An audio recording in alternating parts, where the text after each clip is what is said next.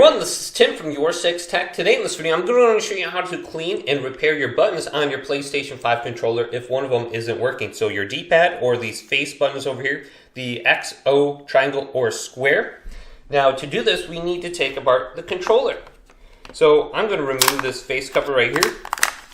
And you can just grab it with your fingernails if you've done this multiple times already. There should be some separation on there.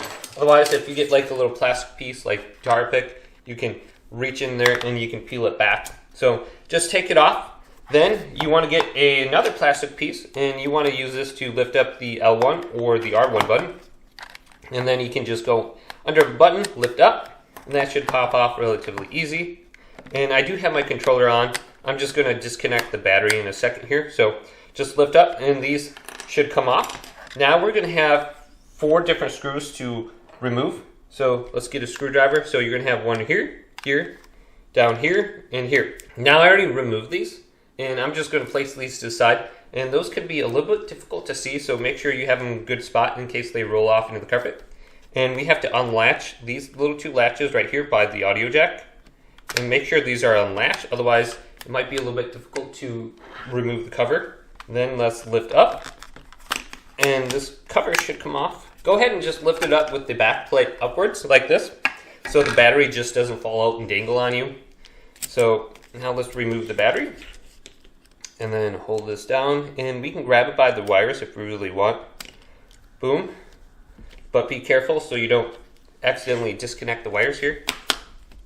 Then take a look at the controller right here. This piece could be a little bit annoying to remove and place back on. Same thing with this one right here. So just take a look at how it is. Pause the video if you want. Now let's remove this middle screw. And I'm going to be using some rubbing alcohol and a Q-tip. So if you got some of that around, that can be useful for just cleaning off the buttons and the sensors in case there's any kind of dust or debris on there. So let's remove this one screw right here. Then we have to unplug this little piece right here. So lift up on it and then set this to the side. And this may come off on you. We can just set it back in later. But you can just slide it into this little piece right here. And then it should be good. Now we have to unconnect these ribbon cables, one on top, then one right here, one over here, and it looks like that ribbon cable completely fell off on me. But if it does, you just have to reconnect it right over here. And I'll do that when I'm reassembling everything. So you got 4 total you gotta disconnect. And on your version of the controller, you might have little buttons on the side that clamp down. And you're gonna have to press those in before you can flip over this board. Alright, so let's flip this around now. And we can feed it through the thumbstick holes. And boom, now we can see this. And then this piece will just pop off, so just get a screwdriver and lift underneath it. Then place this to the side. Then we're going to have some screws to unscrew right here, so we got 2 on the side. And then we have 2 on the opposite side here. So we're going to have 4 screws to remove total here. Now after removing all 4 of those screws, this face cover should come off. And if this piece right here in the middle falls off on you, you can just place it back in the middle here. It should be connected to the board here. So I'm just going to put this back in there and then flip this over. And when you're taking apart, these 2 little buttons will fall off on you.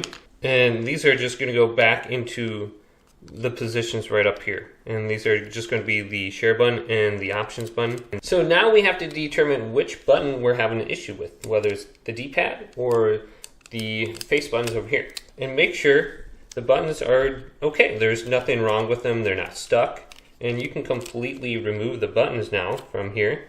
And if you really want to spray paint them or something like that, you could change the color of them. But they're only going to go back to position one way. So just make sure these are lifting up and everything's good there. Then we have to look at this piece that we removed. Make sure there's nothing wrong with this. If there is something wrong with it, maybe there's some stickiness to it or Mountain Dew. Let's go to our rubbing alcohol and then just clean this off real quick. And I'm going to pour a little bit into this cap. And then take my Q-tip and then just clean it off. So we can just go through here and just clean it off like that. If you have some compressed air, that will help dry it off a little bit quicker. We can just blow into the controller and just clean this off. Now we want to take the Q-tip and then go over this small magnetic tape, whatever they have down here, and then just clean off these little sensors where the buttons are pressing down on. And then go through the entire thing here. And I'm going to clean this side too. And it looks like everything is good. Now we can reassemble the controller after doing that. So it's a relatively simple process. Now we can place this back in and then press down on it. Make sure this is firm on the buttons.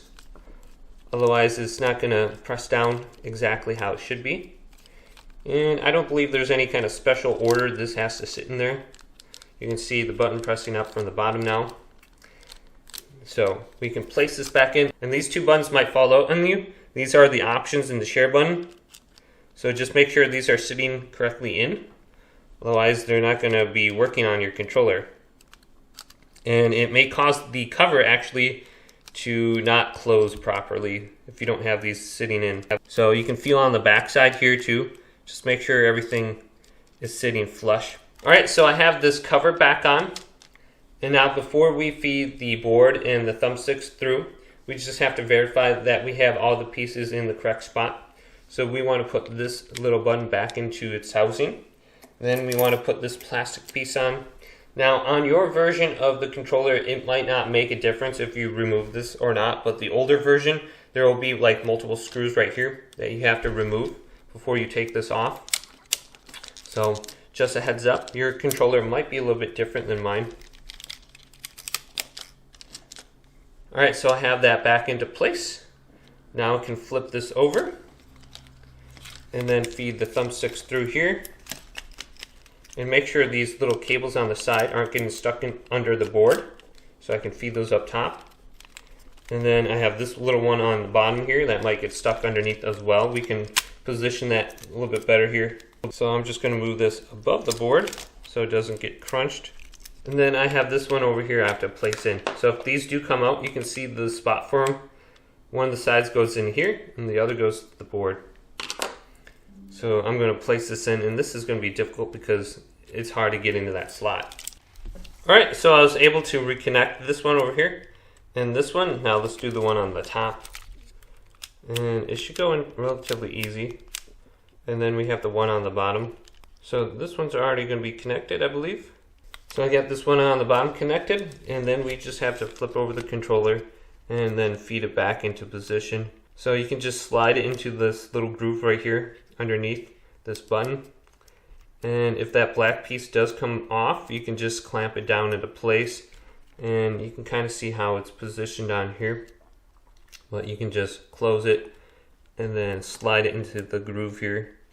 So I have everything connected there. So let's bring back over this black piece. And then I'm going to screw it down real quick so it doesn't move around on me. So I have that screwed down. And we still have those 4 screws that we need to put back in the controller. And we could do this at any point in time. So now that I have the cover back on and everything's in place, I'm just going to screw everything down. Now you could do this a little bit earlier if you really want to, but they go on the sides. So all those are screwed in now, and we have to put this piece back on. And this will just slide into place right here. And that black piece might come off on you. You can just push back down on the ribbon cable. And it might look a little bit weird. Just clamp it down, it should fit tight. Then you can just position this and connect it to the board. Now let's put in the battery again. And the battery only goes in one way, I believe. Then the battery should be on here. Everything is looking good. This piece came up on me, so I'm gonna put this back into position. Now we can put on the cover. I'm gonna start from the top. Slide it down. Make sure everything is sealed on the sides.